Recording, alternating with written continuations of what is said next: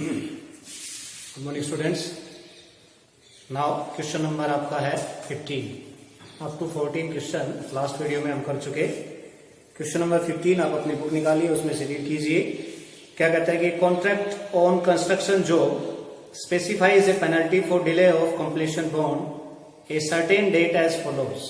कहते हैं कि एक कॉन्ट्रैक्टर है किसी काम का, किसी कंस्ट्रक्शन पर कोई काम लेता है वो, job specifies a penalty for delay of completion beyond a certain date as follows. कहता है कि उसको जो है पेनल्टी लगती है यदि किसी काम को वो सर्टेन डेट, एक निश्चित डेट जो मिलती है इनको, वो उस निश्चित डेट पर यदि पूरा नहीं करते हैं तो उनको एक पेनल्टी लग जाती है। अब वो पेनल्टी कहता है कि एज फॉलोज, वो किस हिसाब से है, ₹200 फॉर द फर्स्ट डे। यदि वो एक दिन देरी से करता है उस काम को तो उसको कितने रुपए पेनल्टी के रूप में देने पड़ेंगे भाई? ₹200। ₹250 फॉर द सेकेंड डे, दूसरे दिन के लिए 250, third day ₹300 etcetera, and the penalty for each succeeding day being ₹50 more than for the preceding day. और जो पेनल्टी जो है वो अपने से पीछे वाले दिन से कितनी बढ़ती जा रही है, इंक्रीज होती जा रही है, हर दिन 50-50 रुपए इंक्रीज होती जा रही है। अब पूछ रहा है आपसे कि how much money the contractor has to pay as penalty. वो कॉन्ट्रैक्टर जो है पेनल्टी के रूप में कितने रुपए पे करेगा if he has delayed the work by 30 days. यदि वो कितने दिन देरी से करता है उस कार्य को, तो 30 दिन देरी से करता है। ठीक है, समझ गए भाई? पहले दिन के लिए कितना बताया इसने? 200, दूसरे दिन के लिए हो गया 250, तीसरे दिन के लिए हो गया 300। तो इसी प्रकार से आपकी ये एक एपी बन जाएगी भाई। देखो एपी बन गई है, जिसकी फर्स्ट टर्म तो हो जाएगी हमारे पास 200 और कॉमन डिफरेंस जो है वो आ जाएगा आपका 50। कॉमन डिफरेंस क्या आ जाएगा? 50। अब आपके पास ए आ गया और डी आ गया भाई। अब पूछता है कि how much money the contractor has to pay as penalty. Contractor जो है वो पेनल्टी के रूप में कितने रुपए पे करेगा if he has delayed the work by 30 days. यदि वो कार्य को, अपने कार्य को 30 दिन देरी से करता है। 30 दिन देरी का मतलब भाई एक दिन में इतने रुपए बने, दूसरे दिन इतने हो गए, तीसरे दिन इतने हो गए, ऐसे चौथे दिन, पांचवें दिन, छठे दिन, फिर 30 दिन। तो इसने इन 30 दिनों का टोटल मांगा है, 30वें दिन का नहीं मांगा इसने। 30वें दिन का मांगता तब तो आप निकालते A30, और 30 दिन देरी से करता है, 30 दिनों तक का पूछा इसने, तो हम निकालेंगे S30। क्या निकालेंगे यहाँ पर? S30। तो आपके पास A भी है और D भी है। तो S30 का फार्मूला बताइए आपको, n/2 इंटू में 2A। A कितना है? 200 प्लस n-1, 30 - 1 इंटू में D। ओके, कर लोगे सोल्व इसको? ठीक है, कर लेना, सिंपल है। नेक्स्ट देखिए क्वेश्चन नंबर 16। क्वेश्चन नंबर 16 पढ़िए भाई। क्वेश्चन नंबर 16 कहता है कि a sum of ₹700 is used to give 7 cash prizes. एक 700 रुपए की राशि जो है वो 7 कैश प्राइजेस में यूज की जाती है। किसके लिए? To students of a school for their overall academic performance. उनकी स्टूडेंट्स की ओवरऑल एकेडमिक परफॉर्मेंस के लिए।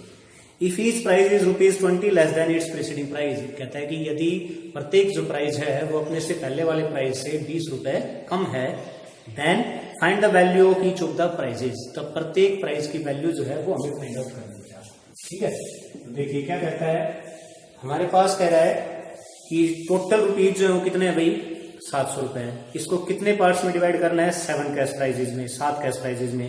कहता है कि यदि प्रत्येक price, if each price is ₹20 less then, यदि प्रत्येक प्राइस जो है वो 20 रुपए कम है अपने से पहले वाले प्राइस से, ठीक है, इट्स प्रीसीडिंग प्राइस, प्रीसीडिंग का मतलब पीछे वाले से 20 रुपए कम है, then find the value of each of the prizes. तो हमें प्रत्येक 7 प्राइजेस की वैल्यू निकालनी पड़ेगी।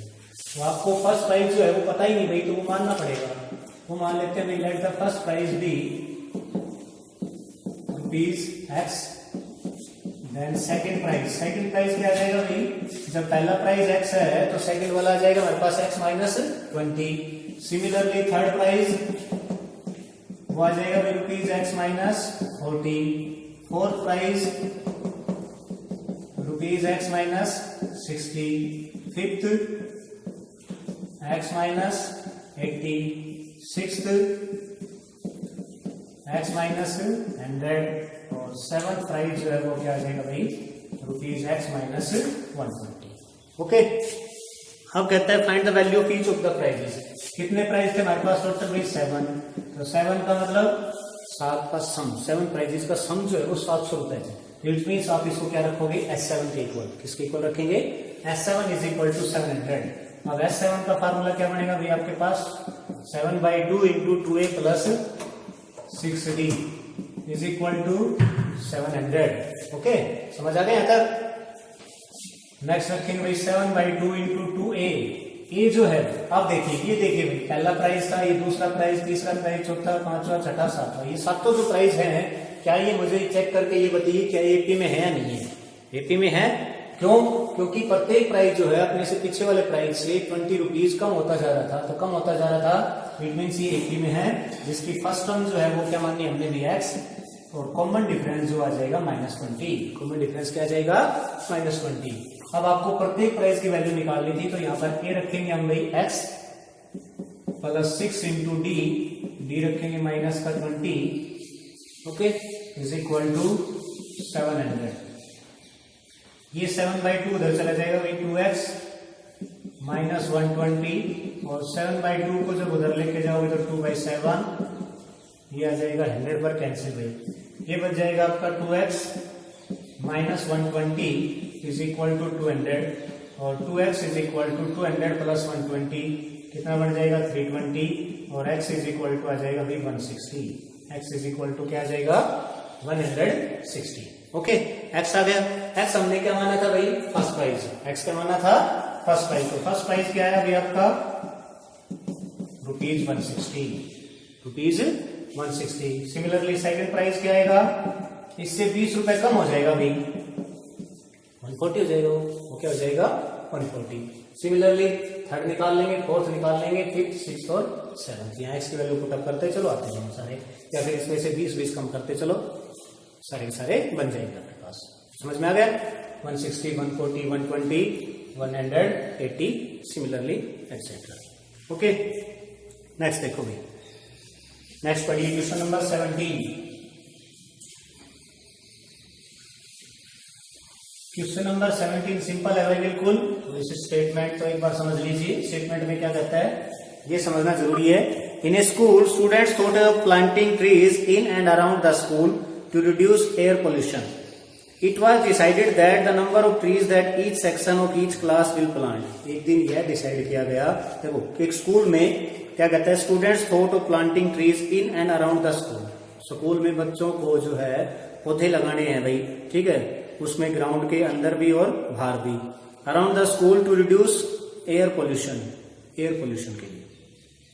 It was decided that the number of trees that each section of each class will plant. एक दिन यह डिसाइड किया गया कि प्रत्येक क्लास का प्रत्येक बच्चा जो है पौधा लगाएगा।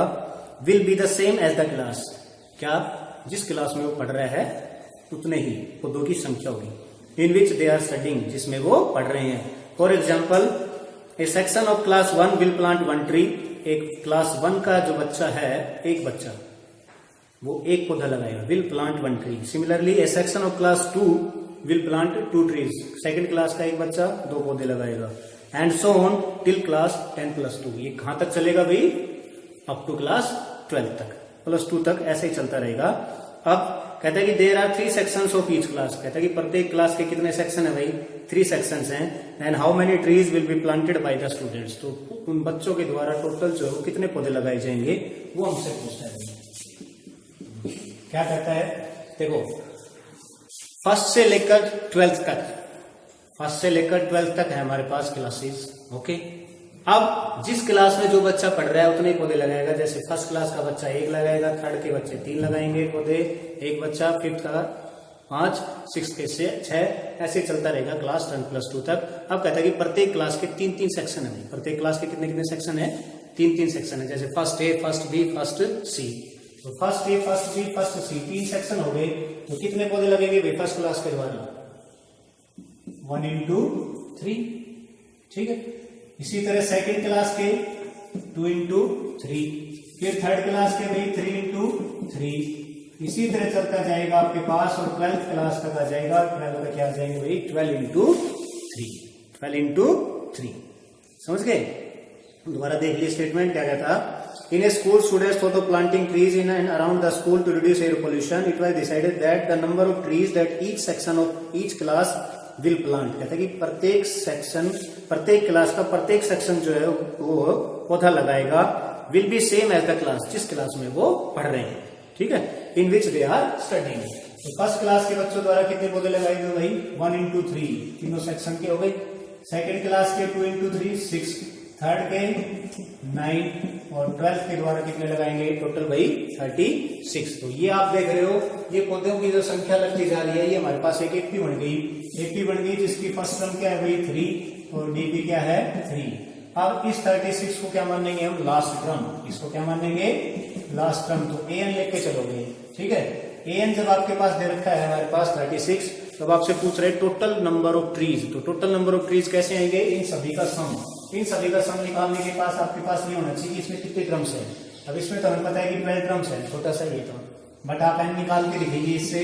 a + n - 1 into d = 36, 3 + n - 1 3, ये आ जाएगा 3 + 3n - 3 = 36 और n = क्या आ जाएगा ये आपके पास? 12।